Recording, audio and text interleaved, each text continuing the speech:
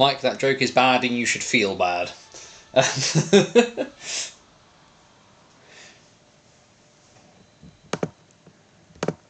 Right. Let's click some buttons.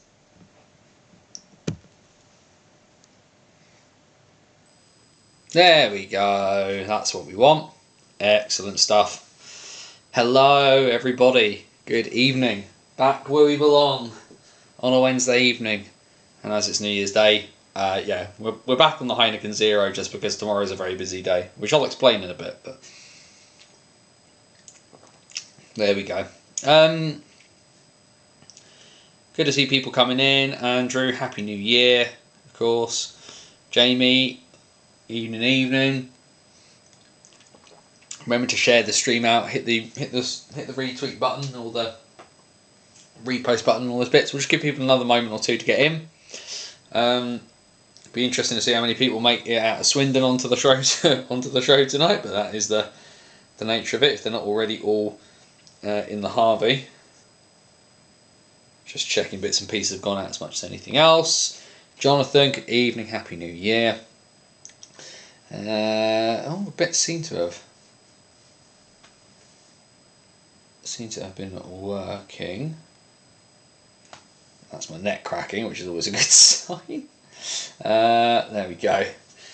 Beautiful, beautiful. So we will give you the lowdown as to what's going to happen tonight in a moment, but it does mean, given the time, that we should probably crack on and do it. Guys, gals, and the gender fluid and all beyond the binary, it is Wednesday night, it is 8 PM, and welcome back once again to the BOTW What's Current stream. My name is Anthony Russell, here to take you again through the weird, wonderful and wacky world of the National Ice Hockey League structure here in Great Britain. That we focus on the National Division. That is our bread and butter, that is our home port. But of course, we are here to look at absolutely anything and everything from across the NIHL. That means the National as well as Division 1 and Division 2 in the north and in the south. Happy New Year, everybody, and we are here, day one of 2025, back to have a look at the weird, the wonderful and the wacky, as we say, from across the NIHL. Of course, we'll dip our toe into the Elite League. We'll have a look at any bits and pieces there are from the WNIHL, the NHL, Spengler, because we do need to talk about Spengler because Spengler was awesome. World Juniors, absolutely anything. But of course, our focus here is the National Ice Hockey League structure in Great Britain. So the second, third and fourth tiers of British hockey.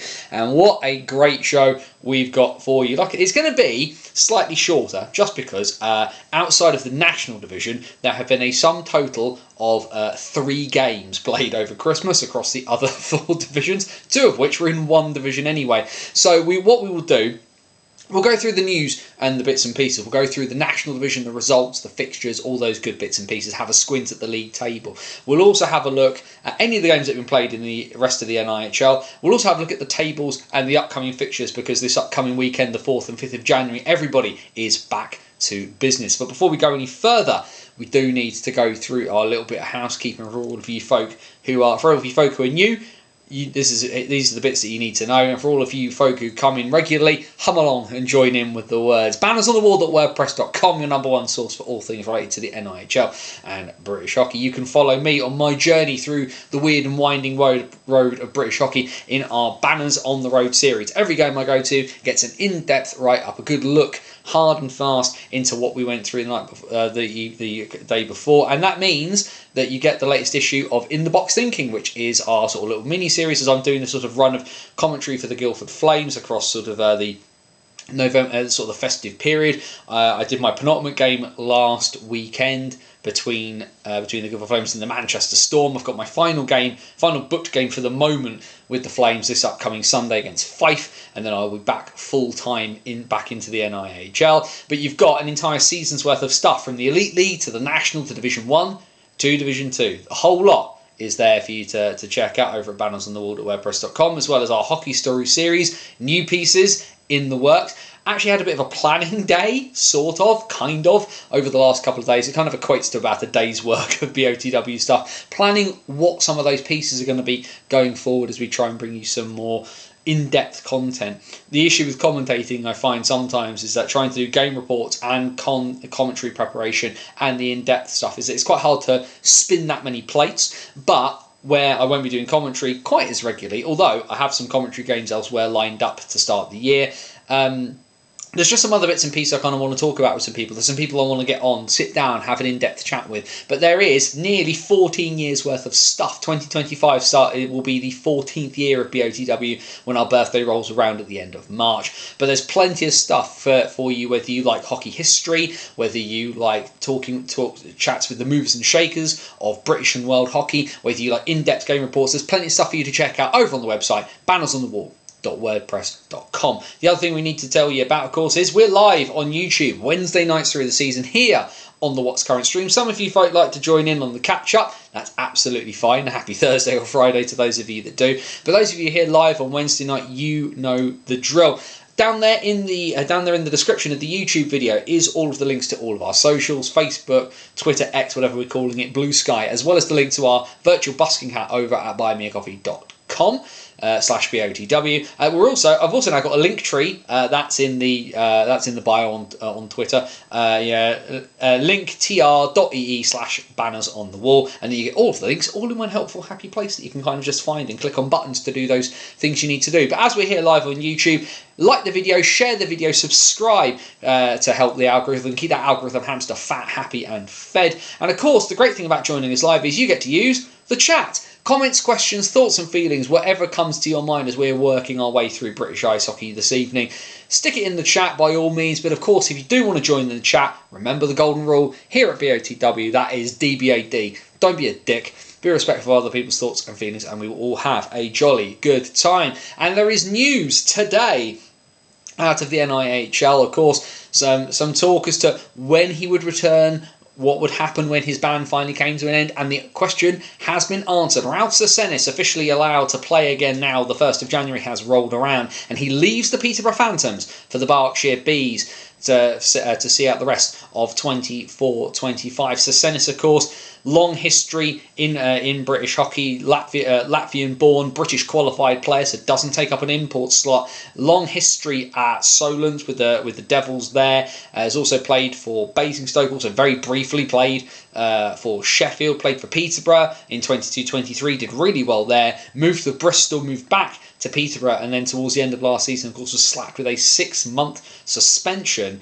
that was sort of tacked on to carry through the rest of the season because of some comments that he made to an official during a game. As I stuck out in the tweet earlier, Sesenis has history, but he also very much has the ability, and he is that sort of upper-end skill kind of player that the Bees could really deal with. They've had to rely quite heavily on Josh Poole, who's 16, and what this will allow Poole is a little bit more freedom to go out and play like a 16-year-old, because alongside Gibai, Balaj, Antonov, and I think we actually kind of need to chuck Will Stead into this as well, because Stead has been scoring goals by the bucket load this season for the Bees. But what you end up with now is a guy who can kind of more naturally fit into that top 6, and there's less pressure on such a young player to perform when he's in the lineup and not playing for the Cardiff Canucks. He's also an extra option for a shot on the power play. He's generally got good speed, good hands, has Sesenis, so this is the kind of guy who will really, really benefit the Bees, especially as they need those extra bodies. Of course, the Bees recently have added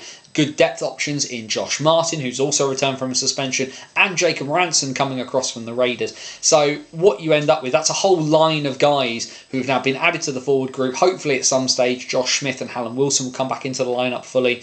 Marcus Mitchell, of course, has been out injured. He's slowly working his way back to full fitness. And the Bees are starting to look like they've got a bit more of a roster. And then when you add in some of those other guys who are on two ways, Adam Erskine, Preston Toombs, those guys from the Cardiff Canucks, and what that sort of extra dimension for the Bees of actually just having the full roster is going to do for them. It should be really interesting to see. And also, we know full fact that Sesenis will not have just been sat around twiddling his thumbs.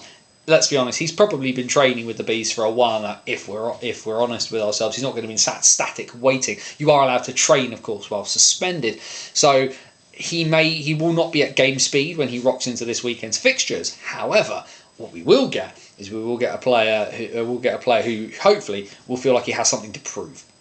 And that's kind of what the Bees are able to offer at the moment, is those options and those opportunities. It's obviously not been great this season with the amount of young players on their two-ways, in and out of the lineup, unable to kind of play when their parent club has had games and stuff like that. And also they've been able to kind of chuck in Harvey Stead from time to time as well. He had a fight with Joe Tomlin the other night, as we know. But where at the beginning of the year, a lot of the Bees were giving roster spots to young players on two-ways to give them an option.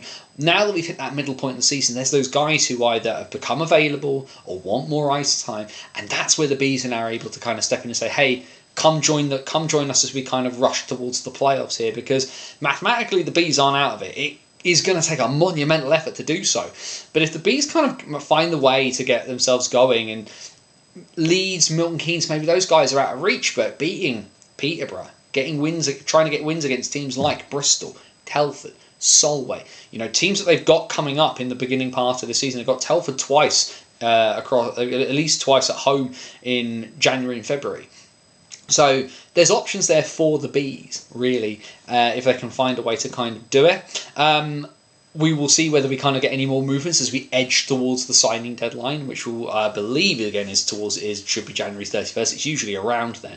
But either way, I believe there's the minimum games threshold will obviously hit after a while for teams, and guys will not be eligible for the playoffs should they sign after that date. And of course, that will then, there'll be questions asked about MK. Will they be able to fit all of their imports in? Well, I believe, as far as I'm aware, that most of the Romford imports should have hit the point. Or does Adam Layshram sit himself to allow Yokoyama to be fully able to qualify for the playoffs? We will see. There's a bunch of different factors here in play. Will teams make moves? Leeds have occasionally traditionally made moves. Even the top end of the table. You think about the fact that their core is pretty stable, all things considered. But they've had guys come in and out in the past, and will Ryan Aldridge has shown that he's more than prepared to pull the trigger to get those moves made. And of course, Leeds are going to feature very, very heavily in a bit.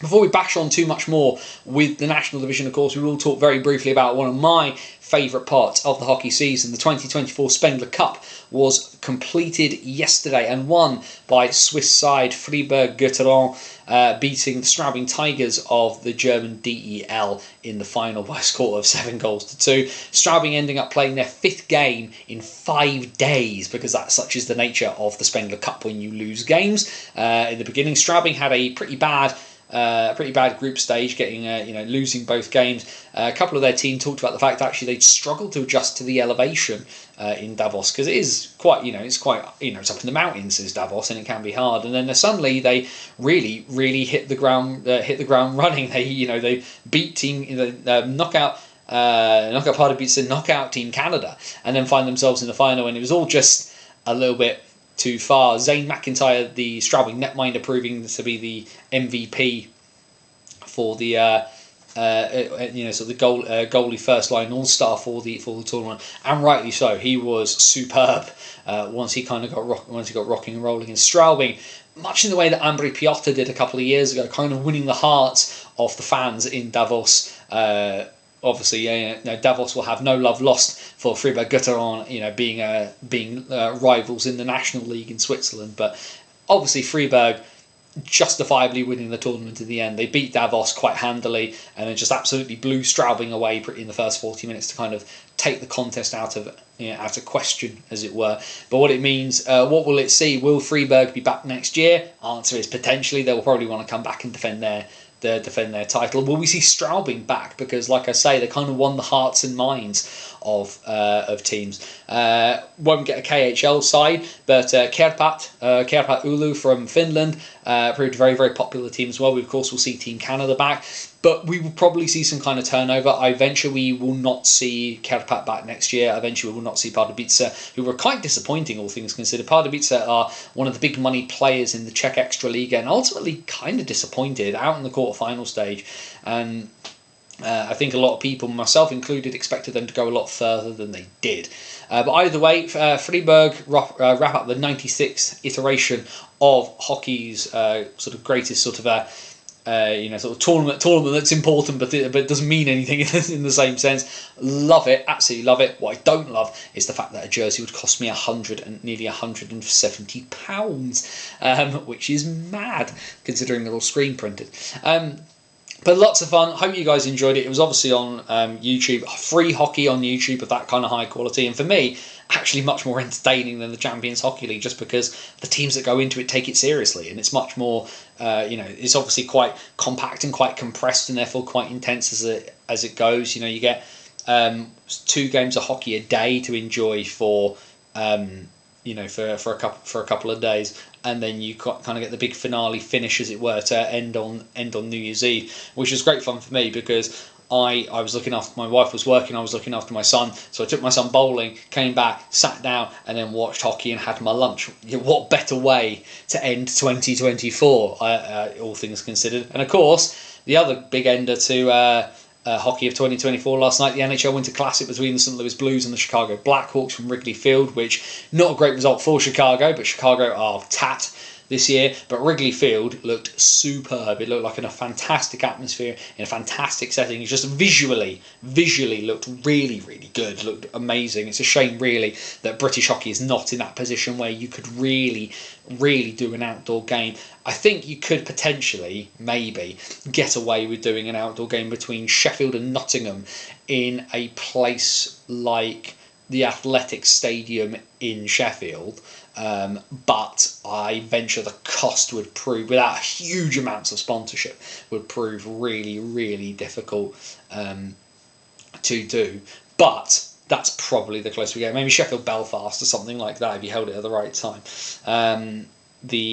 But yeah, like I say, Winter Classic, always a great spectacle. If nothing else, it's hiding momentarily just because it's hiding behind my Johnny Bower card over here.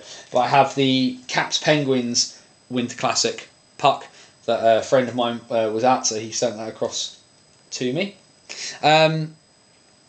So that's all fun and games. Either way, let us then, as Andrew traditionally does in the chat, Blaze 2, Panthers 0. So the Blaze have won the fight in that one because Brandon Olsen actually gave Davis Bunce a complete kicking, all things considered there. So that was a ton of fun to check out. What we will just very quickly check. I'm just going to quickly squiz at the other Elite League scores. We're just going to check a setting here because I can almost hear myself repeating on myself. No, there we go. That appears to sort itself out. So the other ones from the Elite League so far today, because Guildford have beaten Cardiff by 5-3. Family bits and pieces kept me away from commentating on that one today. As I said, I will be back this coming Sunday in Guildford for the Flames against the Five Flyers. Manchester lose at home by 4-2 to the Sheffield Steelers. And yes, as Andrew mentions, that is 2-0 in the third period to the Panthers against the Blaze in the Sky Dome. That is the last game tonight. And then there's a relatively full docket over the third, fourth and fifth in the Elite League. Either way, we will hit the button and let's go in depth and have a look at the National League. And of course we go back, our last episode of the What's Current stream was last Friday, because streaming on Christmas Day, as we all mentioned, would probably have got me told off quite heavily. But what we ended up with Friday night, as the Pitbulls and the Wildcats were doing battle at Cribbs Causeway, and it ended up being a pretty one-sided affair in the end. The Wildcats just that little bit too strong for the Pitbulls. 4 goals in the third period inside the last 12 and a bit minutes there. Jake Bricknell with 2 goals, and other goals coming from Chris Jones, Glenn Billing and Dylan Lipsey, ultimately shutting out the Wildcats at home. Another one in the column for Rennie Marr. Into Saturday then, and the Wildcats went from strength to strength, all things considered. It didn't start very well for them against the Telford Tigers. 2-0 down after just 8 minutes, and then Swindon absolutely battered Telford. 8-3, the final score in this one. A couple of goals from Reed Sayers, 2 goals as well from Jake Bricknell, as well as goals from Tomasz Malazinski, Josh Shaw, Glenn Billing and Sam Bullas. Louis Newell with the other goal for the Tigers. From a good promising start to his I believe this was Josh Crawley's first Tigers appearance since signing on his three-way agreement between the Manchester Storm, the Tigers and the Blackburn Hawks. So 1 goal in his first appearance is a pretty promising start from a promising youngster in Josh Crawley. The Raiders, who've been a bit up and down, a bit wobbly as of late, were without Ethan James. He was doing 4 games in 4 days with his better half over in Canada, so it was left to Owen Ryder to hold the fort for the Raiders, and they do the business in Slough against the Bees. 6-3 the final score. No revenge for Jacob Ranson against his former employers. Dom Gabai, Marcel Balach and Will Stead with the goals for the Bees. Pretty familiar combination. And it was, of course, 3-3 at the end of the second period. Tommy Tuggett, Andrew Schufelt and Jake Sylvester with the goals there to make it 3-3. And then in the final period, goals from Tyler Nixon, TJ Anderson and a late second goal from Schufelt, wrapping up the scoring there and taking 2 points back to Essex. And then we get into this lot.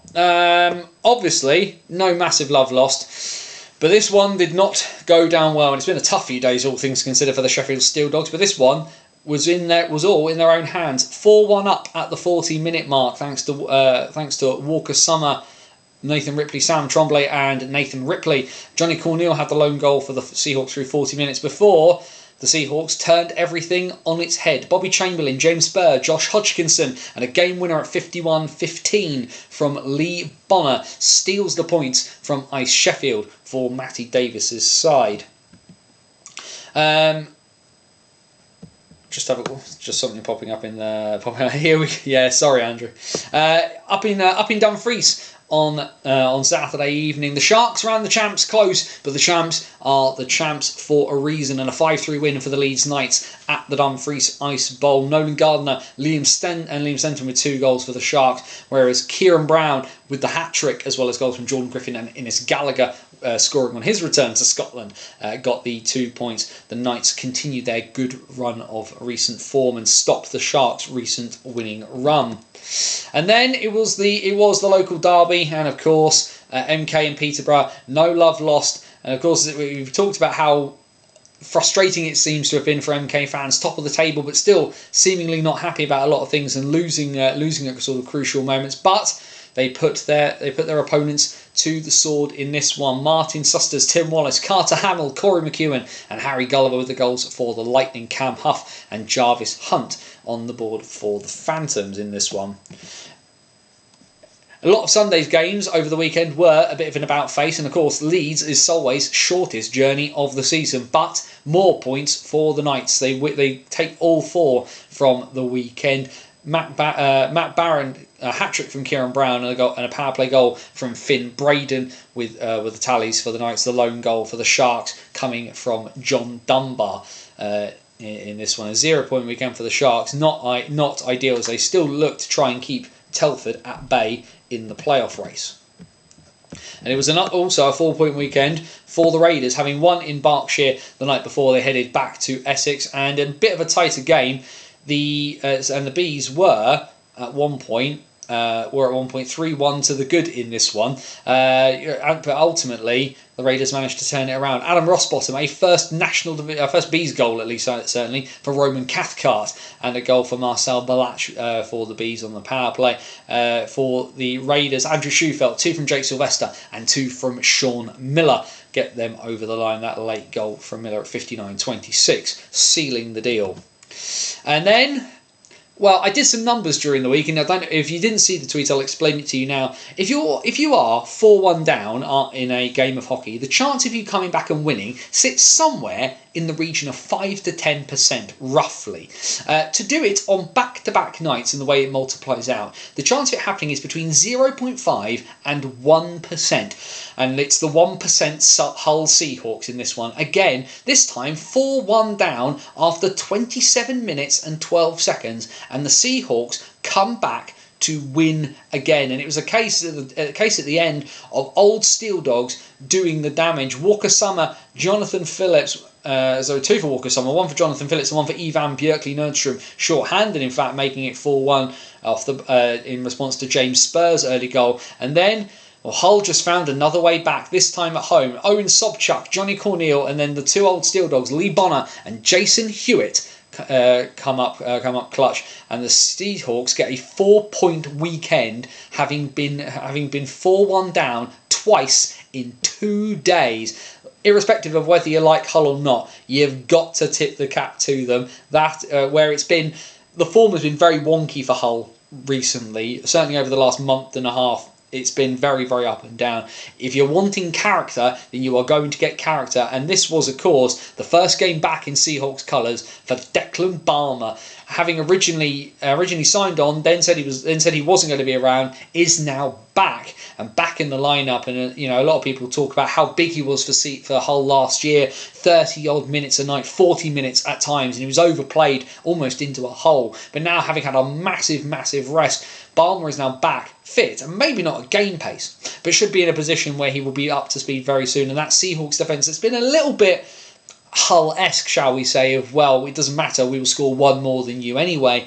But you need a good D in this division, and ultimately, maybe coming from 4-1 down isn't ideal, but when you know that you can, that's big, all things considered. A 4-point weekend for the Seahawks, and a 4-point weekend for the MK Lightning. They got taken all the way to the shootout in this one, and frustration for Peterborough as they were 3-1 up. Martin Suster's early goal was cancelled out by Tom Norton, Barnabas Sari and Louis Kinniston, his recent form has been incredibly impressive. But goals from Corey McEwen and a late one from Sean Norris tied it up. And in the shootout, Martin Suster's superb goal, which a few people were complaining that originally thought wasn't in, it was definitely in.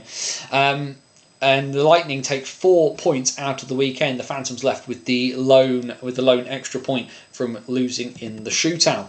And then the last game on Sunday, a bad weekend for the Telford Tigers. Given the fact that Solway lost twice, the Tigers make up no ground at all. They lose at home by 5-3 to the Bristol Pitbulls, who are now sniffing around after that 8th and final playoff spot themselves. Harry Ferguson, Devon Skaleski and Vladimir Luka for the Tigers.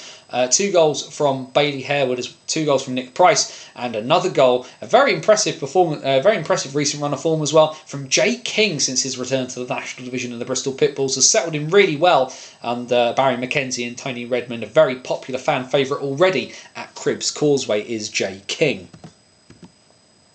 Then, of course, New Year's Eve, and 2024 in the NIHL National went out with a bang, and that big bang is the Leeds Knights heading into the NIHL National Division Cup final. Sheffield 2-0 up after just 16 minutes, but the Knights, who, as we talked about, chose the first leg first, have had a bit of a mental block in this competition, having lost in the final go, getting blown out by Peterborough in 2023, game planned in the semi-final by Hull in 23-24, and now in 24-25 the Knights are back in the final. They will be the ones to face the Romford Raiders. Jonathan Phillips and Walker Summer for the Steel Dogs, Dylan Hare, Finn Braden, Ollie Endicott, Kieran Brown, and a short-handed goal at the death from Matt Hayward seals the deal. The Steel Dogs, commiserations to them, of course, a really good cup campaign, but it is the Knights who march onwards and will meet the Romford Raiders for the first piece of silverware of the National Division in 24-25. And then, of course, there was tonight's game, and well, power cuts, blown fuses, whatever it was, the Swindon Wildcats were lights out tonight in the battle of the backups. Tyler Perry and Tyler Delabatouche starting this one, but Delabatouche pulled in the third period eventually after just getting zero help from anybody in front of him. The Wildcats smashed the Pitbulls by 8-1 to keep the South West red. Ryan Wells, a couple from Jake Bricknell, a hat-trick from Jake Bricknell, which will be a natural hat-trick, of course. Jacob Minter with his first goal for the Swindon Wildcats on his 2-way from the Slough Jets. Aaron Nell, Reed Sayers and Glenn Billing all on the board. Nick Price breaks the shutout with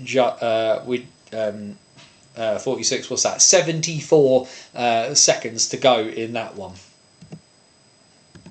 What that means in terms of the National Division is here is your league table for on today, the 1st of January 2025, and still the MK Lightning are the top of the table with 48 points from 31 games. Of course, the problem for them is the Knights are just a single point behind with 2 games in hand. Swindon now have played 1 more game than Leeds, but a game less than MK and are on 42 points. That 5-point gap to second place still intact. And then a bit of a drop down. Hull's 4-point weekend has dragged them up to 4th, followed by Romford and Sheffield, both on 34. Peterborough are in 7th on 33, and the Sharks still in a good commanding position for that final playoff spot. They have played less games than both the Tigers and the Pitbulls. Solway 28 from 30, Telford 24 from 33, and Bristol 23 from 31. The Bees still bottom of the table following their 0-point weekend. They have 15 points from their 30 games played.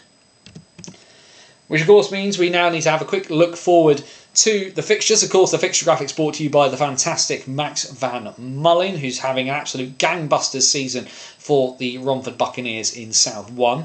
The next game for all of us is in 2 days' time, Friday Night Lights at the Sapphire Ice and Leisure, and a repeat of the Cup semi-final. Can the MK Lightning get a measure of revenge against the Romford Raiders?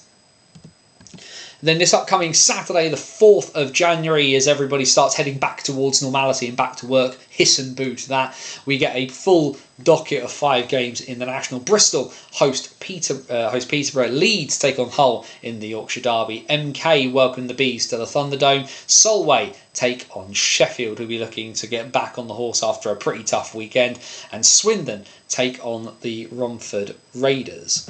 And then Sunday the 5th, the Bees will head home, and they have a pretty tough task. Their first home game of 2025 sees them welcome the league champion Leeds Knights, though of course we know that they can beat the Knights in Slough, and they've done it before. Hull will take on Telford, Peterborough take on Bristol, Romford welcome Swindon to the Sapphire, and on the last game on Sunday evening is the Sheffield Steeldogs and the Solway Sharks.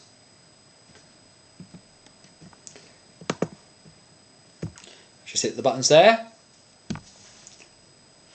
Little thing there from Jamie. I know he does love his numbers. From the 27th of December to today, 18,149 watched a National League game, with only Hull not securing a season-high attendance, although Hull were only 10 fans off it, which is pretty impressive. And I think this is a good thing as well. You've seen big numbers in the Elite League over Christmas, big numbers in the National Division over Christmas. Over 2,000 people in Murrayfield to watch the Edinburgh Capitals in the SNL against the North Ayrshire Wild. 2,000 people watching the SNL. Like, aside from, like, and this is something I'm trying to work out, actually. I'll say this now. I'm trying to do something on Scottish hockey for a Hockey Stories piece, just because being on the South Coast, I'm so far away from Scotland, but the SNL has really seen a rise in quality, in producing young players, and you're seeing, guys from the, seeing guys, going up there. Obviously, Ben Brown returning back to Dundee, playing for the Rockets and the like. But the SNL, which was always kind of looked down upon, and for a long time, excuse me, wasn't.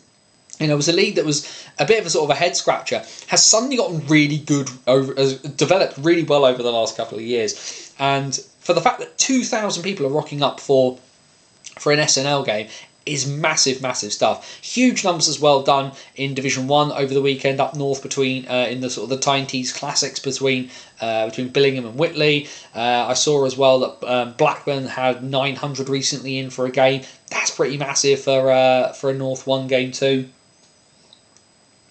So, I think this is the thing. Hockey is a great spectacle to go and watch. We know this. What it's about is getting people in on the regular, keeping those people in. And of course, this is one of those things that was talked about. I know, and Nicky Watt sounded off about it, bless him, on 4,000 Counting, this idea about hockey as a family sport. And I have my ideas about that. I said as well, when I chatted about it, that sometimes that hockey suffers from the idea that maybe the sport and the marketing of the sport is a bit like telling the dog to sit and roll over. That saying, oh, it's a family sport, it's great for families. And then, the punishment for punching somebody in the face is a 5-minute sit down before the opportunity to repeat the offence. So I think that there is a way to, and who was I chatting with? I think I was chatting with the wife of Stuart Mulger very briefly on Twitter, and I said that hockey is a lot like Doctor Who, in that people will say it is one thing, and actually it's kind of another. Doctor Who and hockey are not specifically for a particular demographic. They're a bit for everybody. And what we have to kind of recognise is that everybody is coming to it from a different angle. You have to be respectful of that place where people are coming through and realise that it is able to offer a bit of everything. In that hockey, to an extent, and it's probably why so many hockey fans are kind of pro wrestling fans, hockey is a bit of a 3-ring circus, right? Hockey has the ability to cater to many, many audiences. bright lights and a lot of stuff flashing around. Kids love it because there's always something happening, right? Kids have got no attention span, especially these days. So there's always something happening because it's fast and it's quick. If you love skill, then you get that element of skill involved in it. If you like physicality, if you like aggression, there are those elements involved in it as well. You know, if you like there are different stories being told all over the place. Like I say, like it's why, it's Doctor Who, why it's a bit like Doctor Who.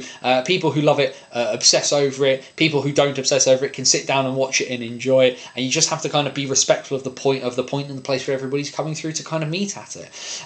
But as we see over Christmas, like every level, and I stress this is a really important bit, every level is seeing people coming in and enjoying it, and I think that's a massive thing. The idea is going to, the idea that we just sort of keep ticking along and don't open those doors and let people in is really important. I think there's something to be said for getting those people to kind of come in and understand hockey, but actually that's the part that we need to do. Like we're the obsessives, the folk here, we're sitting here 25 to 9 on a Wednesday night chatting about 2nd, 3rd and 4th division hockey. We're not the people that need to be drawn in. We are stuck. We are the suckers. We are neck deep in the quicksand that will never be let go. And if we're wanting to keep up those numbers of 700, 800, 900, 1,000, 1,200, 1,500, 2,000 people coming, we, as the folk who are there all the time, need to open those doors and be accepting of those other people who are coming in, that, they'll come in and they maybe won't get it after a week, after 2. But maybe after 3, after 5, after 10.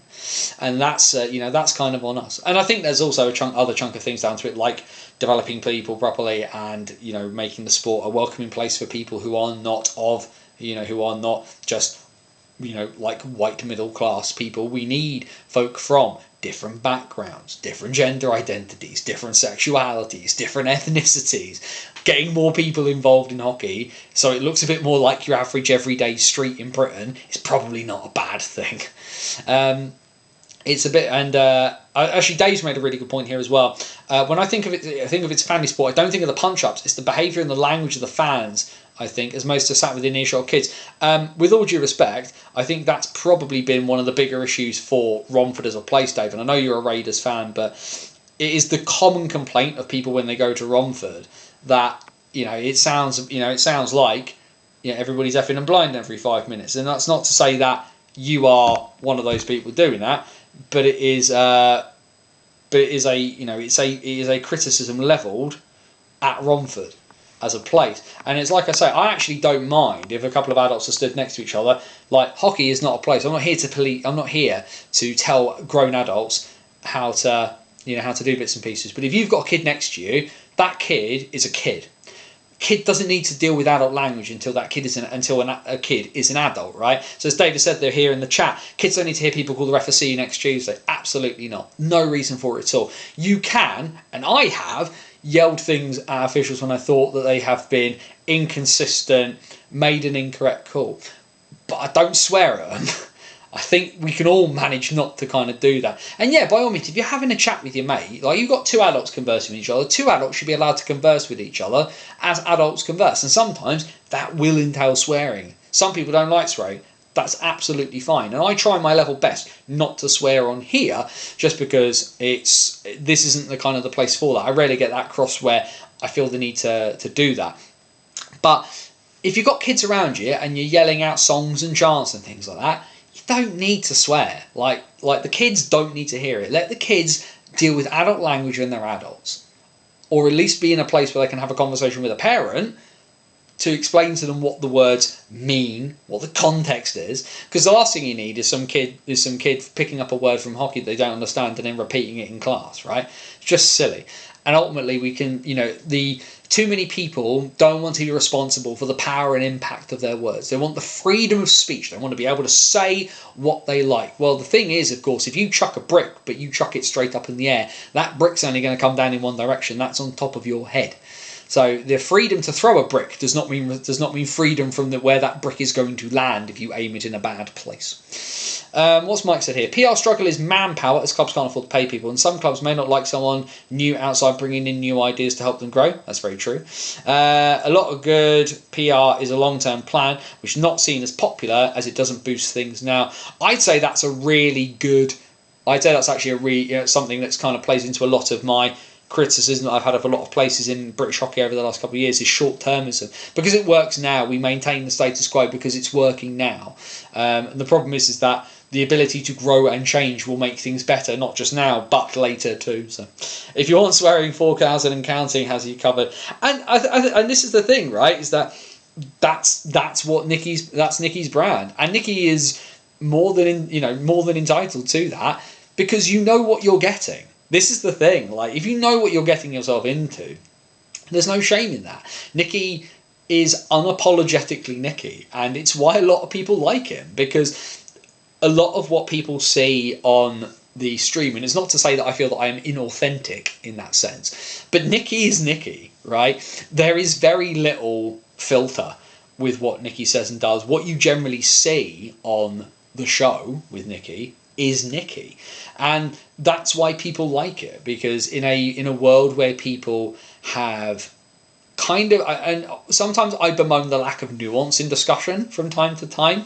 but I think as well that the issue for a lot of people is that they see or perceive, because I don't think it's actually necessarily 100% true, but they see people who run things having to speak in a certain way that they don't necessarily mean to get the things that they want. And actually, if that is your perception, that, you know, whether it's politicians or people in positions of power, that they are not being authentic in how they speak, when you get something that is unapologetically, unashamedly what it is, and speaks the way it is, then you will gravitate towards that. And like I say, Nicky's got no filter. Nicky is Nicky, and that's why people enjoy 4,000 and counting. But it's also as well why I think people enjoy what I do. It's why I think people enjoy a bunch of different things. It's because they have found that connection to the person creating it, to the style that they do. And if Nicky and I did the same thing, one, it would be really weird, because I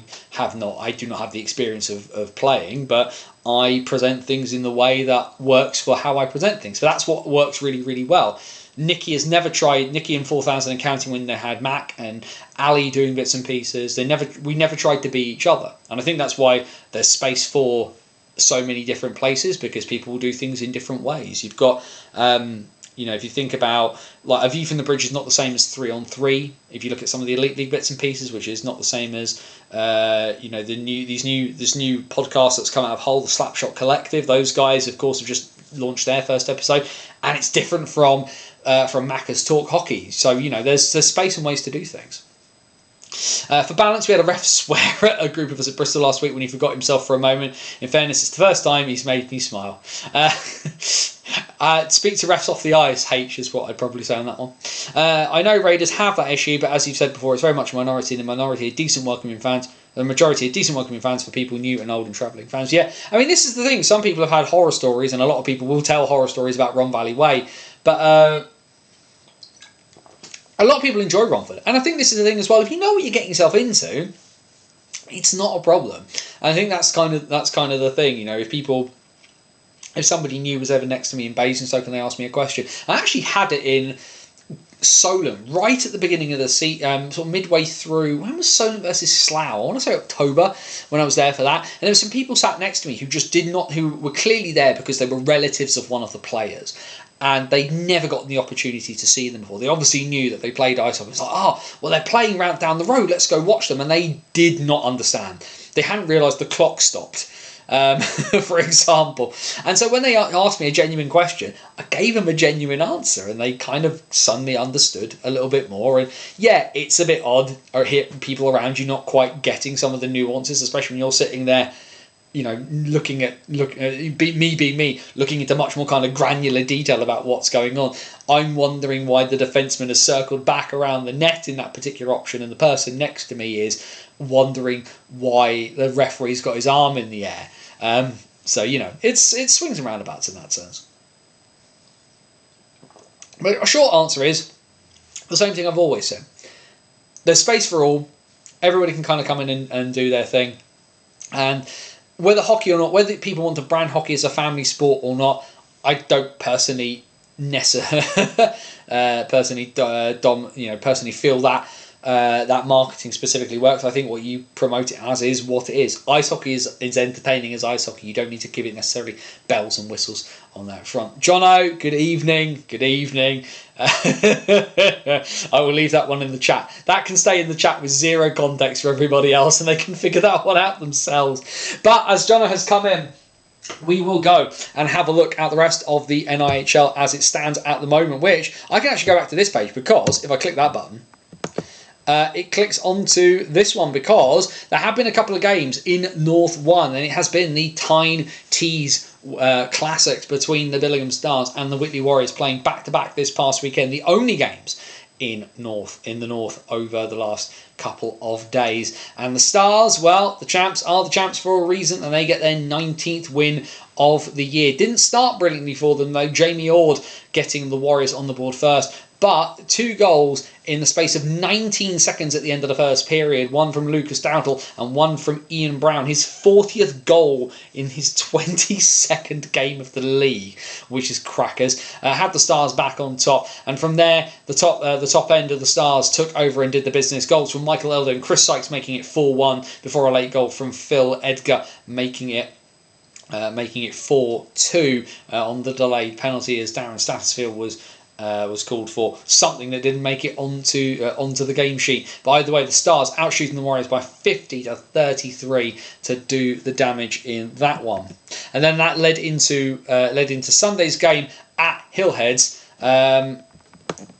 As crazy as it sounds, 1-0 down was never in doubt. Those games that can sort of happen though, Jono, from time to time. Either way though, everybody reconvened at Hillheads on Sunday night, and the Stars were more in control this time. James Moss getting things off to an early start, and a goal early in the second period from Roland Gritans, making it 2-0. Whitley did get themselves on the board. Kyle Ross just past the half-hour mark get with the goal for Whitley, but Michael Elder's goal just before the second break, short-handed, made it 3-1, and then a goal from a second short-handed goal of the night, Sean Galloway, making it 4-1 with just over 10 minutes to go, and the game ended as a contest. Although, as we can see, just about a minute or so after the goal, a little bit of rough stuff. Owen Yarrow getting thrown out for fighting, and then a few bits and pieces done towards the end there, as you can see from some of the penalties. Adam Wood given a 2+2, James Moss given a late penalty as well. When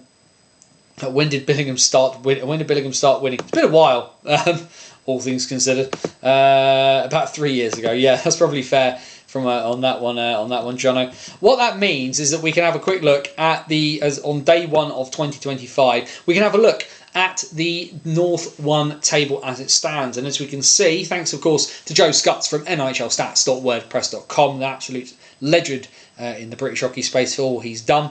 But yeah, the Billingham Stars are officially qualified for the playoffs. They cannot finish lower than 8th now. So they're in the position where they are already into the postseason, and with having played 2 games more than the Blackburn Hawks, have a 12-point advantage, which of course the maximum that could be for the Hawks is 6. D-side are in 3rd, followed by Solihull, Hull, Whitley, Nottingham and Leeds. Nottingham look like they're going to quite comfortably qualify for the playoffs this time around. Leeds have got to fend off Widnes, who picked up a little bit in the last couple of weeks. The Wild are 2 points behind, but have played a game more. The Scimitars as well, they're still sniffing around. They have not given up the fight either.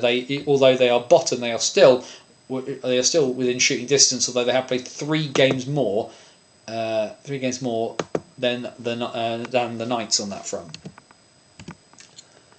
And then the fixtures then for this upcoming weekend in North 1, 4 on Saturday, 3 on Sunday, 1 PM on the big pad. at the NIC. For the Nottingham Lions, they take on the Widnes Wild in what will be a big game for the Wild. If the Wild could sneak a win there, that will really help their playoff chances. 4:20 at Ice Sheffield, the Scimitars welcome the Billingham Stars as Bottom takes on Top. 5:30 at the world's most versatile arena, the Hull Jets and the Whitley Warriors will be battling for playoff positioning, and the Blackburn Hawks will look to keep the pressure on the Billingham Stars. 6 p.m. and Blackburn as they take on the Deeside Dragons. Into Sunday then, one 5 p.m. face-off up at Hillheads, Whitley versus Blackburn, could be a massive game all things considered, and then 2 5:30 face-offs, one at Hobbsmoat Road for the Solihull Barons and the Deeside Dragons, a double away weekend for the Welsh side, and Widnes will return the favour to Nottingham at 5:30 on Sunday. The Wild and the Lions meet on Merseyside. South 1, nothing's happened. Absolutely nothing has happened at all over Christmas. Everybody's had the time off, though. Of course, we have had a few bits and pieces talked about in the cup, and the big news for the top of the table, Slough Jets. Now that his military service has finished in Finland, he is back in the country. Juha Lindgren returns to the Slough Jets to team up with brother Timo for the remainder of the season. The Jets are really, really going all out, and that recent sort of dip for that recent loss in Solent for the Red Hawks has made things a little bit more interesting. The Jets 55 from 21, Streatham, the defending champions, 54 from 20. So the Red Hawks still in a position where they win that game in hand and they would be top. The Jets and the Red Hawks are now officially as well qualified for the playoffs. Chelmsford in third place, they are 50 from 20, followed by Solent, who have got over 3 points behind Chelmsford. And then there's a huge gap of 14 points from 4th to 5th. Invicta and Romford are battling it out for that 5th spot there, followed by Swindon in 7th, and the Oxford City Stars in 8th are on the inside looking out. But the Cardiff Fire have 6 games in hand and are just 2 points behind the City Stars. The MK are still at the bottom, 3 points from their 22 games, just a singular win. But congratulations to Will Fry, the MK Thunder coach. He's been re-signed for 3 more years as part of this big project to turn the Thunder around. I think my only worry, of course, when it comes to the Thunder is that turnaround has been talked about for quite some time. It does have to start materialising after a while, because we are edging towards the point ever so slowly where the Thunder will be beyond playoff contention. Clubs need to sit down, have a serious thought about stop revolving door hockey crowds. It's about experience involved, not just the winning.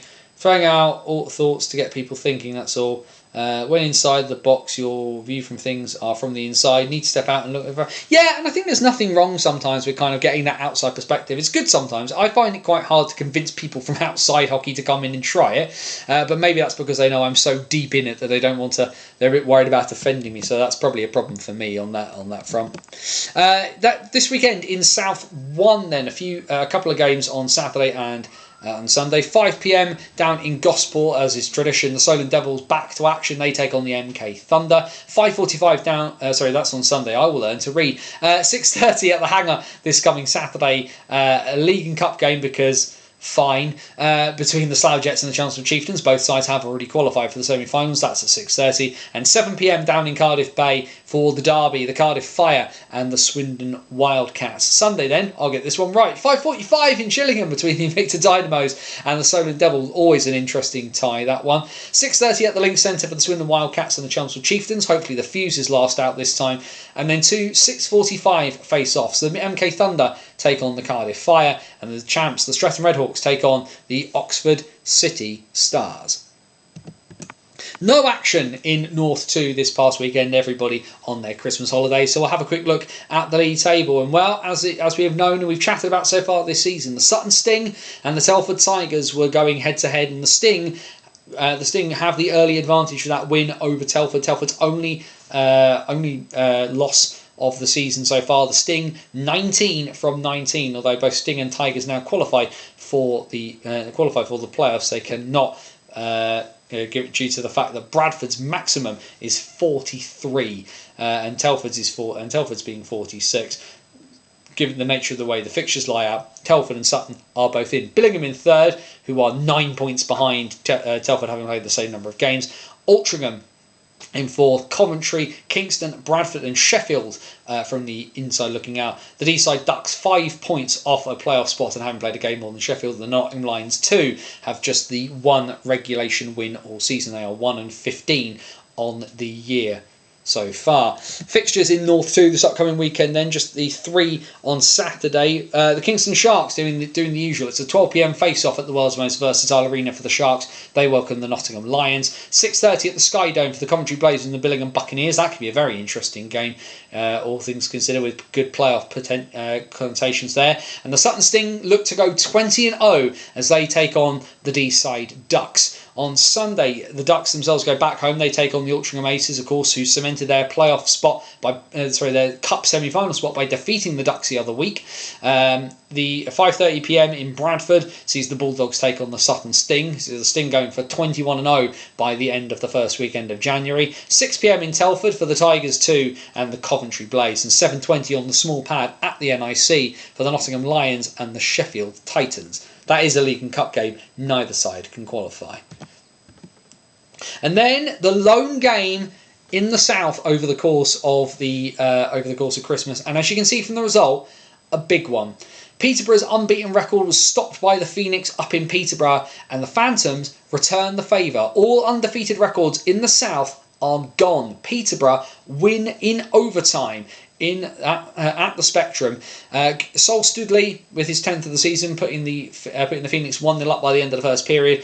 James White tying the scores in the second period. Nathan Pollard's 23rd of the season, short-handed, made it 2-1 to the Phoenix, but a second of the night from Studley tied the game up with about just under 12 minutes to go. The game went pretty much all the way in overtime, but Nathan Long setting up Nathan Pollard with just 23 seconds to play, and the Phoenix's undefeated record is gone. The Sutton Sting now stand alone as the only undefeated side in the National Ice Hockey League structure. All 5 divisions, there is just one team that has made it all the way to 2025 without dropping a point in league competition.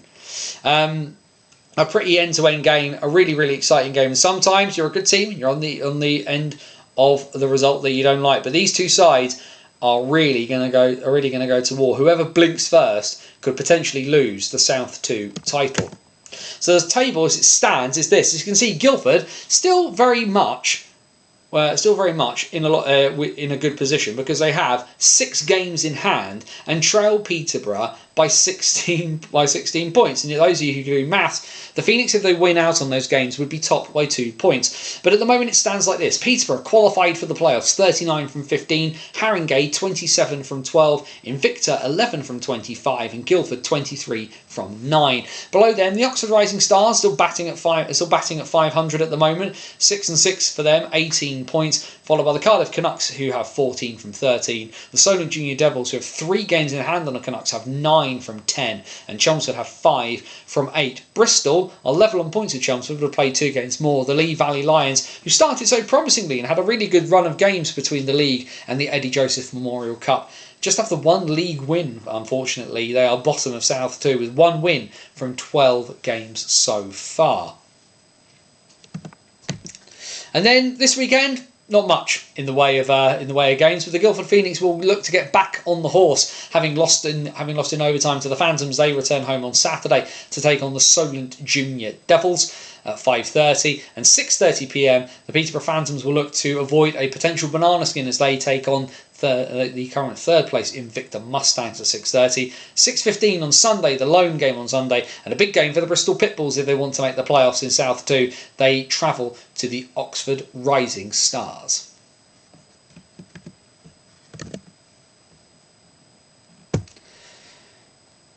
So there we go. All the games talked about, such as they were, and we had a good look at all the other bits and pieces. So, all things considered, actually, the one thing if we do, let's just quickly pop back to this. Let's just quickly skip back through. I've clicked the wrong button there. Let's go the other way. So let's go back through the tables very, very quickly and just have a look, see what we think. Because I think from this one, if we look at South 2, what do we think though, folks in the chat? You can chuck in your opinions here because a lot of us have sat through this. Where is our league champion out of this one? Because I'm not great at doing predictions. I don't like doing predictions before the season. I'm much happier about doing them in it. I think for me, the issue for the Guildford Phoenix is the fact that they are going to have to really, really run the table. And Peterborough have the points on the board, and there's a real mental issue here. Can the Phoenix do it? Yes. For me, I think Haringey having lost 3 in regulation already is a real problem for them. I think the league title is going the way of either Peterborough or Guildford in this division. I know that's a very easy thing to say, but you've kind of got those 3 teams in there. I just think that Haringey, having lost already so much in regulation, is going to be a problem for them.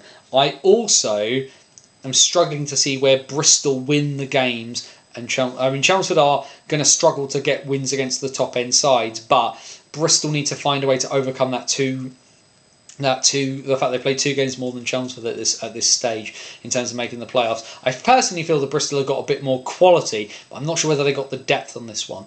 So for me, it's pretty much a toss-up between Peterborough and Guildford as to where the league title goes in South 2.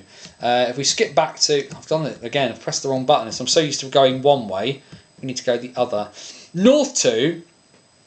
I don't know what people think on this one. For me, I think you have to look... It's going to be if Telford manage to win the reverse of them versus Sutton, it's essentially going to be the toss of a coin. I personally think that Sutton have got it this year. I think the biggest thing for Sutton really appears to be the net minding of Lewis King, who has just been an absolute brick wall for the Sting. We'll let him off wearing 99 because that is still really weird. But I think that the Sting have probably got this one, all things considered, at this point. We're looking at South. Oh, if we go to South 2, I'll press the right button eventually. For peace sake, Anthony. There we go. South 1 then, if we're working our way backwards, for me, this is a really, really hard one. I don't think that Streatham complete the Grand Slam as they have done in years past. They obviously lost the playoffs to Chelmsford last in 23-24. I feel there is a point where Slough win one of these trophies this year. And I think it's really important that Slough do win one of the trophies this year. They're kind of almost working their way into kind of an MK Lightning perspective in South 1, where they're stacked to the gills but just don't get over the line. I think that Slough and Chelmsford this year are much closer to Streatham than they have been in previous years. I still think Streatham will probably win the league title, but it would not surprise me to see Slough make a really, really big run at either the Cup or the playoffs this year. And you think of the Steel City Showdown coming up in March and April, and it would not surprise me if Slough managed to get the wins in the relevant places to win that entire tournament. I don't think we can count them out. Chelmsford will always suffer in the league from the fact that I feel that they just seem to kind of they seem to lose at the horrible moments for them. So I feel like the top 2 have got the opportunity, have got the bigger chance in the league. But I think any of the top 3, if you told me that they were going to win the Cup or the playoffs, I wouldn't have the argument with you on that one. In the North, it's really hard to look past Billingham for the league title. I think the Stars have got that one. The issue for the Stars is, I think, one, personnel-wise, because a lot of guys disappeared before that national final last year, which was not ideal on that front, and I think they should have organised themselves slightly better, if I'm 100% honest on that one, because I think Billingham had the quality to beat Streatham last year, but almost didn't believe that they could. Good evening, Dylan. Thank you. Dylan, shout out to Dylan as well, who commentated on all those games for the England-Scotland showcase weekend. But certainly for the Stars, I think the league title is going there. The Cup, well, we saw what can happen when Billingham when something happens and Billingham don't switch on. Blackburn blew them away. I think for me, the bigger chances are probably for Blackburn. They look the best placed and the more consistent. Certainly now. They weren't super consistent at the beginning of the year, Blackburn, but they've gotten better as time's gone on. They feel like the better side in terms of being able to knock Billingham off when it comes to the Cup or the playoffs.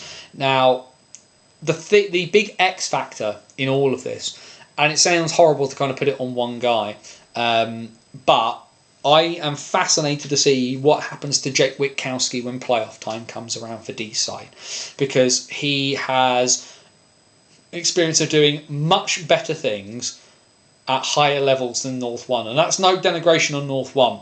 It's been a great league to keep tabs on. But for me, Witkowski has proven that he is beyond the level above this decision. I've talked a lot about Tommy Spraggan recently, and for me, 24-25 will be Tommy Spraggan's last year of full-time North 1. But Witkowski shouldn't be in this division at all. He is more than capable of playing in the national division week in, week out, and still making it look as effortless as he does now. But what will Witkowski do? Because Witkowski is a player at North 1 level who could put an entire team on his back and drag them over the line. And I think it would be really, really foolish of teams to write off D-side because they don't necessarily have the experience of winning. Solihull are a massive X factor themselves because I don't understand them a great deal. Otterson, of course, massive scorer, and Solihull arguably are probably a little bit of a deeper side this year than they were before. Adding Corey Goodison is a really huge boon for that. But for me, as good as Otterson is, Witkowski is a better player. And Witkowski has the ability to drag a team over the line in a way that an Ian Brown can do, a Roland Grittans can do, a Michael Elder can do, a Chris Sykes can do. And I think Billingham's biggest strength is its depth, and Blackburn's biggest strength is its depth at all positions. D-side don't necessarily have that in the same way, but they arguably have the best player in the division. And it is time to see what impact Jake Witkowski can really have, and we're going to see that impact in the playoffs. If the playoffs started today, D-side are taking Whitley, and I don't think Whitley are good enough right now to get past a D-side team in the playoffs against a player of Witkowski's calibre. It would take an absolute collapse from the rest of the team around him. And you think about the other team that's around him as well: Hayek, Simpson. You've got some better net minding back there now for D-side as well. There's a lot of factors in play. I mean, Dylan said there the Lions are going to crush Billingham in the playoffs, so don't you worry, silverware coming to the NIC. I love the Nottingham Lions, and nothing would make me happier than watching Nottingham make the playoff weekend. And also as well, if you're looking at the moment, Dylan, Nottingham would get Blackburn rather than Billingham. So in that first round, so that would be a pretty tough ask, all things considered. Although it would be nice for Nottingham to play somebody else. Otterson over Witkowski in terms of intelligence would get them over the line, in my opinion. I'm not sure I agree. But maybe that's because I've watched more of Witkowski and you've watched more of Otterson in that sense. So that's where that I can appreciate that I come to that from a very different perspective on that one. Either way, that's that one done. Questions, comments, thoughts, feelings. Who's going to win the National Division Cup now? We know it is Leeds versus Romford. What do we think of the National? Who's going to take home the league title? What do we think is going to happen in all the divisions? Do we have any grand thoughts, everybody, as to what's going on? I saw earlier in the chat, Andrew put in that Nottingham had beaten Coventry by 3-0 in the Sky Dome. Let's just have a quick squiz at any other news that is coming through. I'm still pretty impressed that Guildford managed to beat Cardiff, all things considered, because Guildford looked shattered yesterday when I watched them. Really pleased for them. That being said, back-to-back against Cardiff, followed by a break, and then Saturday Guildford have got Sheffield away, having lost 9-0 there the last time, and then home to Fife. So that's a bit of an interesting bit of scheduling, all things considered. But either way, plenty going on. Spoke about it on the Hawks podcast as it stands. We are 90% likely getting the Hawks. We will have the ability to win that. The way we will develop with the youngsters will be better than last time. I think as well, what I'm really interested to see is the ability of the Hawks to, one, nullify Alish Padalek and Rushby and some of those top end guys for the Hawks, but also how they use that younger set of players. I'm really interested to see what Dara Spafforth does in the playoffs this year. I won't lie. And also you think of where will Josh Crawley be if Noah Karinen is back fit? Where is he going to be? Because that's a great amount of young energy to be able to add in.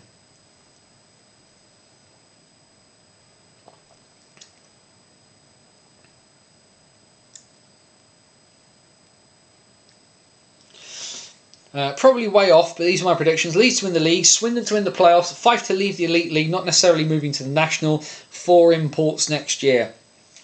I think the Leeds one, I think I can kind of sympathise with Chris.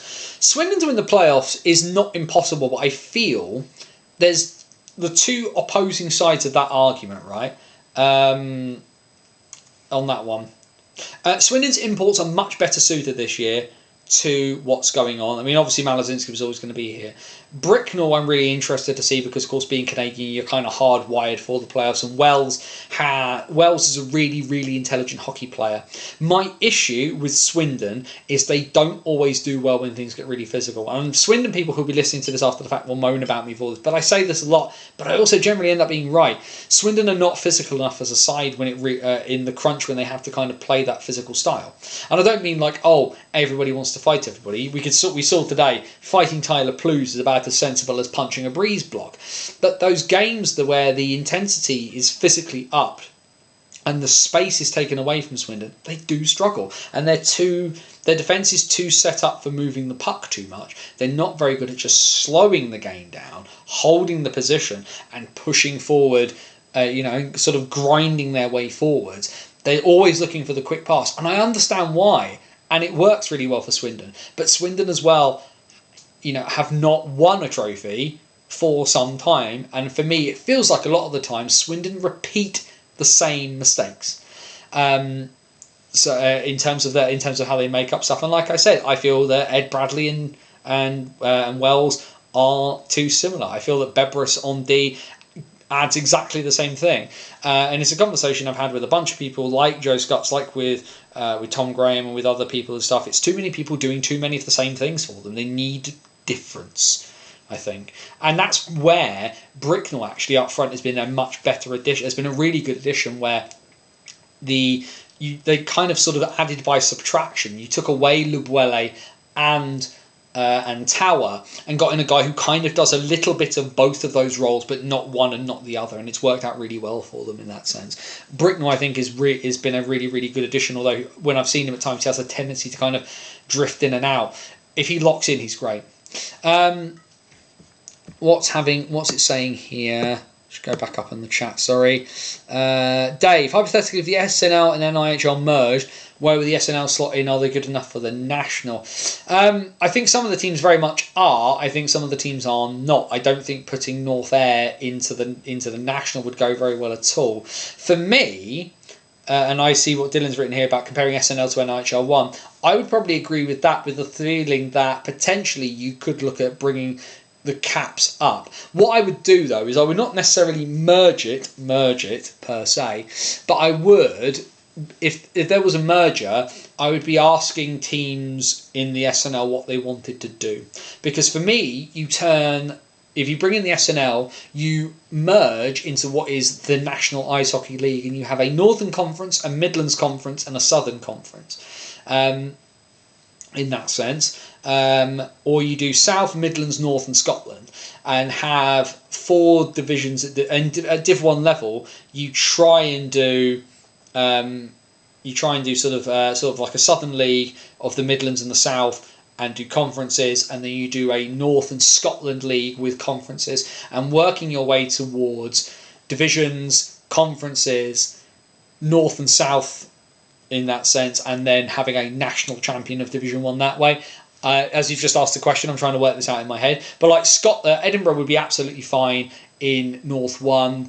Kirkcaldy would probably be fine. Dundee would probably be fine. Ayr would probably not. Kilmarnock are interesting because they kind of flip-flop around a little bit. But yeah, I think as a whole level, I think it's kind of edging towards North 1. If Fife drop down, who would want to step up and be capable on and off the ice? That is the big question, I think, really, all things considered. If Fife do drop out of the league, what happens to the Elite League? Because I venture the Elite League will do one of 2 things as they have done in the past. If you remember when Hull went to the wall and all the issues were going on with the Manchester Phoenix, the Manchester Storm lurched back out of the grave into existence. So you've got that option. The Elite League will have a contingency plan, but what that contingency plan is remains to be seen. In my brain, that contingency plan goes in a couple of different ways and depends very much on whether Basingstoke could come back. Because if Fife drop down, do Leeds step up? I don't think Milton Keynes step up again. I think they've kind of learnt that lesson and they're not going to want to go that way again. But there is a bunch of things that they could do. Whether they will do them, I don't necessarily know. John, sorry, Raiders are winning cup and playoffs. Don't be sorry at all, mate. I am more than happy with Ron for doing that, all things considered. Andrew has put in the WNHL fixtures for this weekend, so we'll just quickly go through those. South 1 on Saturday, Firebees versus Chelmsford at 1:10 at Slough. On Sunday the 5th, Swindon versus the Firebees at 1 at the Link Centre. Chelmsford versus MK, 6:45 at the Riverside. Cardiff versus Bristol Huskies, 7:30 PM down in Cardiff Bay. North 2 on Saturday, Caledonia B versus Kingston Diamonds. The Steel Queens are the ones above. Telford Wrekin Raiders versus Whitley Bay Beacons 2 on Sunday. It would be nice to see Aberdeen and Edinburgh. Apology, I completely forgot about Aberdeen. Aberdeen could very easily play North 1. Both pulling good crowds. Fans deserve a higher level. I was Andrew stuck in there. WNHL 2A South Saturday. Oxford Midnight Stars versus Peterborough Phantoms Women. South 2 Cup Group 2. Invicta Dynamics versus the Slough Sirens. And no Elite League fixtures this week. Edinburgh joined the National. Bison to rejoin. Bees dropped South 1. And conferences. I'm not sure the Bees would get into South 1 with Slough being there, Jamie. I think it's probably more interesting than that one. I think the Bees would attempt to carry on where they are. The logistics that I don't know, but I'm not sure. I'd be interested to see what would happen in terms. Not that I have an issue with teams in the same rig being in the same league, happens the world over, but I think the politics of that situation would be very, very hard to navigate around. Kilmarnock would be quite interesting in a few years. Their junior program is crazy right now with talent. It's very true. I think looking at this route, you'd need to look at NIHL teams perhaps moving up. I love a 14-team Elite League. Give it a decade, we can only hope. I think the issue you've got in the Elite League is you've got a team that plays in an 8,000-seat rink playing against a team that's only just about scraping 1,000 fans. Who moves up and who can compete at that level? For me, the Elite League is crying out for a salary cap, but they're never going to want to do that because the status quo at the moment does benefit teams at the top end. That's not I don't feel that's an unfair criticism of the Elite League at the moment, but I think there are changes that need to be made. And I said this in my kind of like Happy New Year post at the moment, that we can't have a system where the top teams have so much that the system beneath them crumbles, because there's no point being top of the mountain if the mountain falls down around your feet.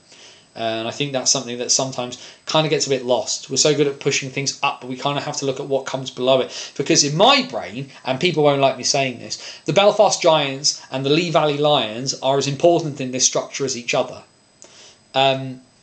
Because somebody from one side could end up playing for the other side, and vice versa. We need to look at players going in both directions in that.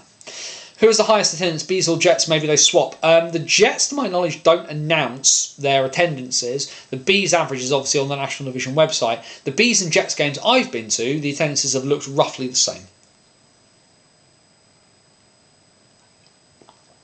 when I've been there. The timings are always very interesting because the Jets, there's always a lot of juniors immediately there. The thing you will find, and I've said this to Bees fans as well, go to a Jets game, see what it's like. And I say it to National Division fans as well, because like a lot of people are like, oh, what happens to what goes on there? What are Slough doing? Well, go and watch Slough and then you'll find out, rather than having to listen to me talk about it. And I'm struggling to find a game to go to Slough at the moment just because of my scheduling and when things are on. But I want to get back and watch the Jets game because, like I say, when I watch them live, they're really good fun. But it's very, very different because the Jets will generally play immediately after their juniors, so there's always lots of people around the rink. Whereas when I go to a Bees game, it's pretty empty, or just after a public skate, and more people come in as you get closer to the face-off. So it's a very, very different dynamic when you go. EHL management is a mess. We need less imports too. We'll never get more funding if we can't make the Olympics. Won't make that if Brits don't develop. It feels like it feels like people have got more ideas, and some of these discussions that Ice Hockey UK is having with the Elite League, I think we kind of really need to hear the outcome of, or what that's about, because I still believe and maintain that the EIHL should not play the international breaks. They should revamp the Cup, the Challenge Cup, in my opinion, make it much more like the National Division Cup. Swap from doing a 54 game schedule to a 60, so you kind of make up some of the games, or that allows you playoff series, maybe, potentially.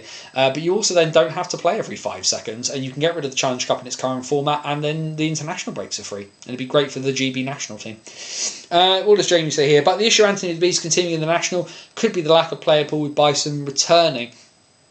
It could be very much so. I don't dispute that. I'm very interested as to whether the Bison immediately leap back into the national, or whether they kind of go into Div 1 for a little bit to kind of rebuild the programme a little bit. I'm not 100% convinced the Bison immediately step back into the national. That's a feeling, not anything I have any hard and fast evidence over. But also as well, if the Bison do come back, yes, I think it will be problematic for the Bees for a bunch of different reasons. But also as well, after a while, even though there is obviously not a great amount of love lost between the Jets and the Bees, is what do some of those guys at the Jets do who just want to play national and don't want to get involved in the politics of that situation? I taught the Cup to what the BBL used to do. I asked them to still have the big playoff weekend moneymaker, but then allowing a proper playoffs like the rest of the league. I spouted my theory last week, Dylan, which I'm going to work on. Which is that we bin off the regular season title and keep the playoff weekend, and the winner of that is the champion, and there is nothing else. I'm going to sit down and develop this idea and try and not deliberately make people cross, but it's just an idea I've had. Oh, that's finished. I do like that. They go to Romford. Are you drinking Heineken? I'm drinking Heineken Zero, Dylan, because tomorrow is my mum's 70th birthday, and so I wanted a cold beverage because I got a crate from Costco before Christmas, and it's simple, drinkable, alcohol-free beer. The alcoholic beer in my house is very good. But yes, as I've got a very busy day tomorrow with my mum's 70th, I wanted a beer but didn't want to have to deal with any buzz of any bits and pieces, so I left it at that. But yeah, my mum's 70 tomorrow. My mum is not a massive. My mum, she's not a big sort of. She's not a big ice hockey person or anything like that. I don't think she's like maybe watched a game live like once or twice in her life because it was on Grandstand. But my mum, doesn't. Where my mum and I are very, very different people. My mum is very good at is kind of understanding what people like. Like my mum got me that for Christmas. She was in Canada visiting my cousin. Just before she had her, she had her baby, and got me that. She saw that in a shop and said, "Anthony will really like that." That's what my mum is great at. And I've inherited a bunch of traits from my mum, a bunch of the sort of inquisitiveness about things I kind of get from my mum. And my mum is a scientist by definition, but she's also quite a creative person as well, and I think a large chunk of that creative streak I have kind of comes from her. So the fact she's hitting 70 tomorrow is awesome. She's off to New Zealand with her other half for 3 weeks for her birthday, which is awesome. She is going to Queenstown. My desire to ask her to get me like a Sky City Stampede jersey when she's there is very high, but I will try and resist the temptation. Wouldn't expect you to have a Jellycat teddy pack. Well, my mum bought it for me, Dylan, so that's what you do on that. Positive note, great to see Ovi returning, 26 behind Gretzky. Caps the surprise team so far in the NHL. Yeah, oh no, you're right, it is 25, yeah. Yeah, it's great. It's great that Ovi's back. The Caps are so fascinating this year because it shouldn't work, but it is.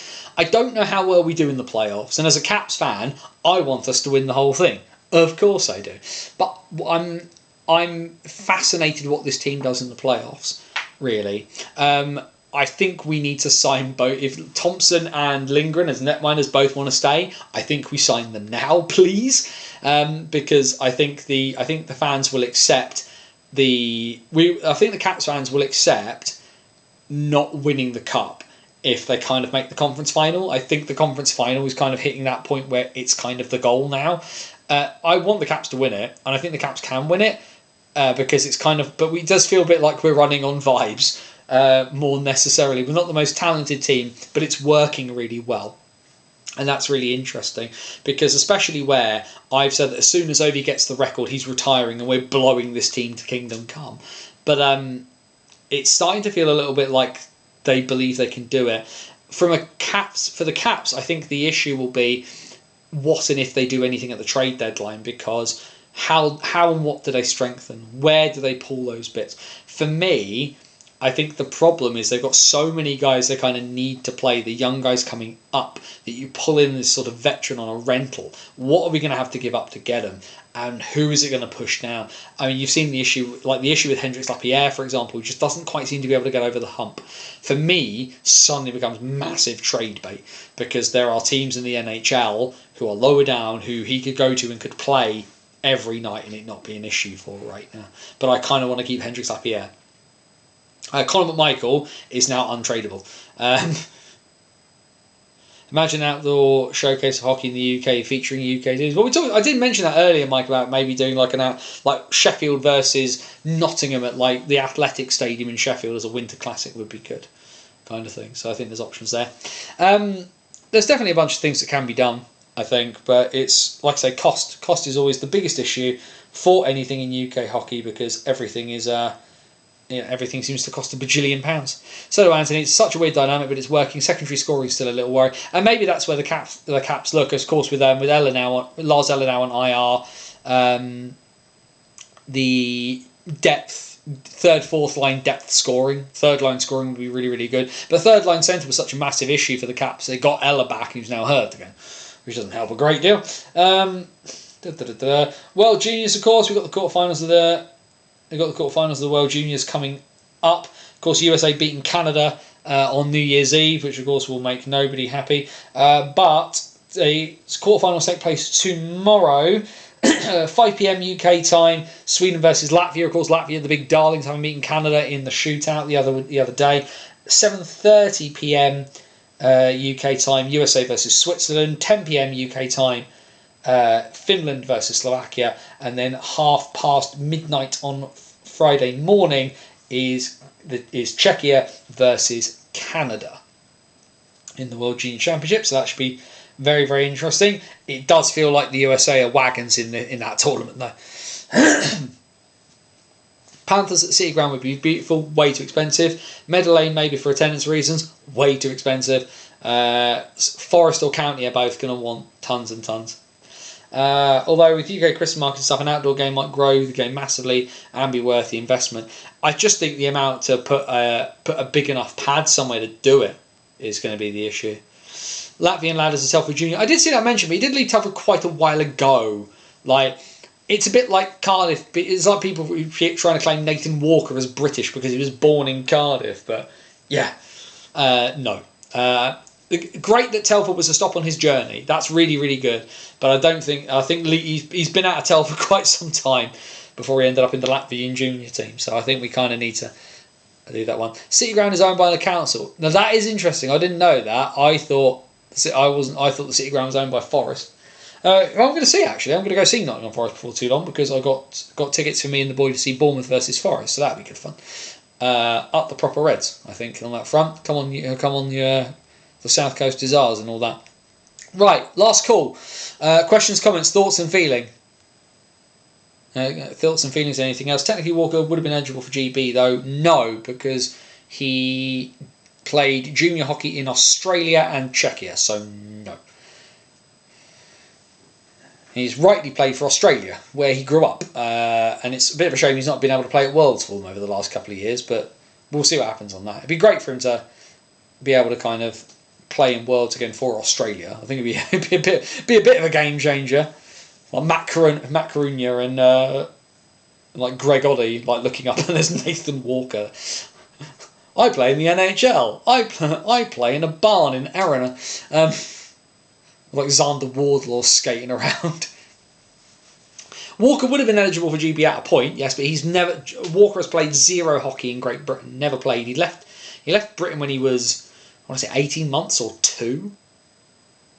I did say would have. Yeah, but he wouldn't have even been. That's the thing. He was ineligible. He's been ineligible at the start. He would have had to have actually played here first. Is the big issue there. But yeah, last call. Nearly 9:30, and we'll rock out and get out of here and leave. Ponder the rest of 2025 on that front. Just going to see if there's anything left in this bottle actually.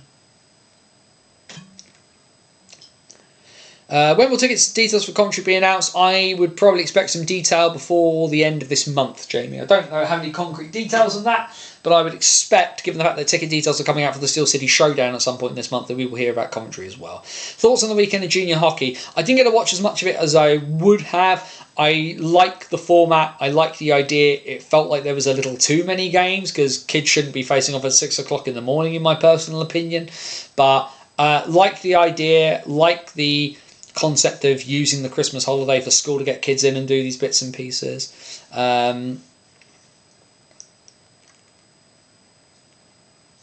So yeah, that would have been good. Double out Sheffield, you needed to be a citizen, so he'd have been fine. If Brendan Pearls didn't play under 18 for Canada, we'd have him. Yeah, I mean, it is on that front. I think you can change nationalities though, but I can't remember how it worked. But yeah, I think the like I say, I don't think Walker would have done. The kids loved it. Great, that's the important thing. But yeah, for me, I still think that letting kids kind of like sleep is important. Yeah, games facing off at 6:30 in the morning. I don't like the idea of kids having to get up at stupid o'clock. Happy birthday to your mum and hope the Bison are back in September. As for the player pool, what would grow it? Doesn't everyone have a junior system? Well, the Bees don't, no, because obviously Bracknell shut and they got dispersed to the 4 wins. That's why, in the chunk of it, I'm thinking that the Bison go into South 1 potentially for a year or two to just kind of rebuild the club, let it get back, let things below it, kind of let kids who've been away come back and that kind of thing. The changed nationality, you have to play in that country for 3 years and be a citizen. Yeah, that answers that one. Promise for 6 AM was to avoid the Dogs and Steel Kings. No, I totally appreciate why, but I probably personally would have had the system set up so there wasn't as many games. Maybe take out an age group and not have that happen for me. But what do I know? I don't organise these things. I'm just a guy who talks about it, has opinions on it all.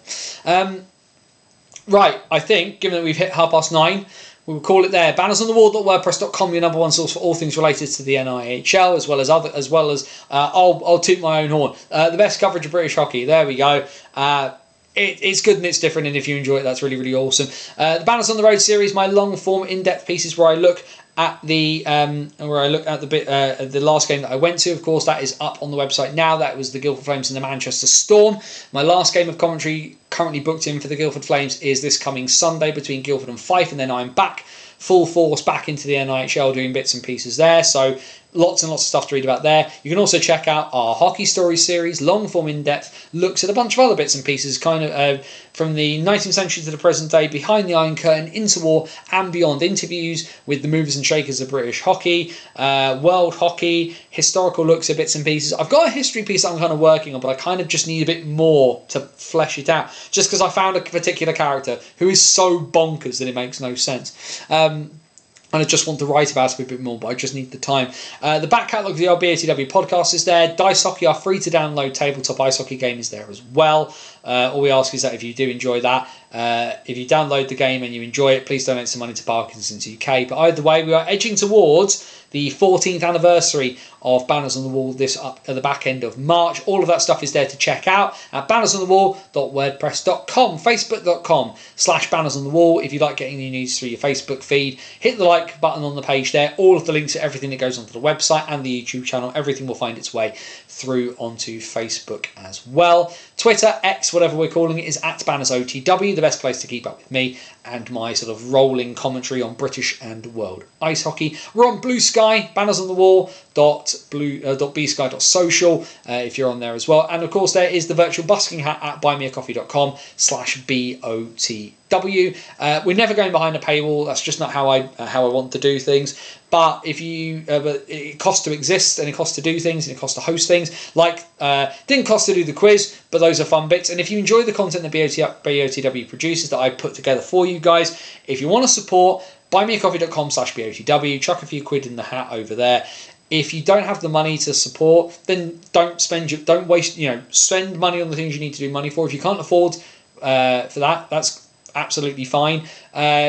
Share something out on your social media, share a piece, share the website, tell your friends about it, and do things that way. Like, it's all great and it's all good fun, and I enjoy people enjoying the content and the writing and stuff like that I produce. Like I say, if you want to chuck some money in the busking hat, do. If you can't chuck money in the busking hat, just tell someone about it. Let's get more people. Let's get more people interested, and get more people, of course, here on Wednesday nights at 8 PM on the YouTube channel. Because it's not just the streams. Lots of video pieces and stuff, game reports. Some of those interviews that are on the website are also on here as well for you to check out. Dig around, find the interview with Steve Dangle, see what you think of that one. But there's plenty of stuff here on the YouTube channel. But of course, subscribe to the channel, like the video, share the videos, all those good bits. Thanks for joining in the chat. And of course, you can catch us back here throughout the rest of the British hockey season, Wednesday nights, 8 PM for the NIHL's first, only and best live show to cover all 5 divisions. It is the BOTW What's Current stream.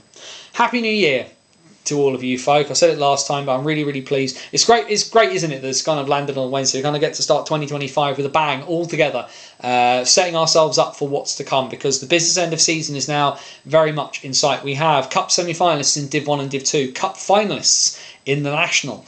We've got a bunch of things coming on in Coventry and Sheffield for the Steel City Showdown, and edging ever, ever closer.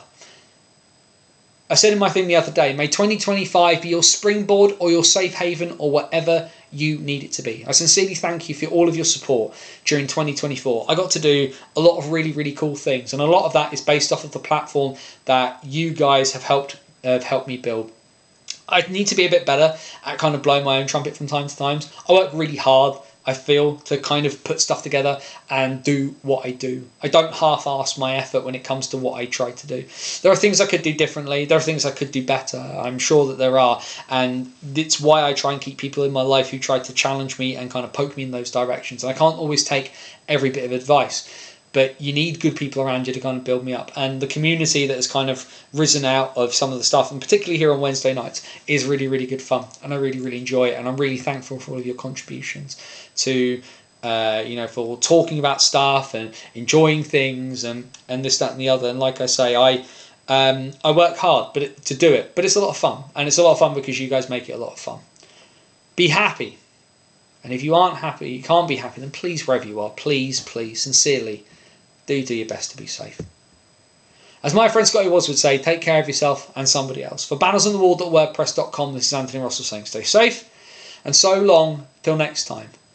I'm not going to tell you to make 2025 the best year ever. Take it day by day. Take it hour by hour, minute by minute, breath by breath. Whatever it needs to be. Reach out and we'll walk it together. Because if we walk it together, it'll make it more manageable, or hopefully even more fun. Enjoy your hockey wherever you find it this weekend. If you're in Guildford, do come say hello. Take care of yourselves. Let's all have a good year together. We'll see you next Wednesday night at 8 o'clock for the BOTW What's Current stream.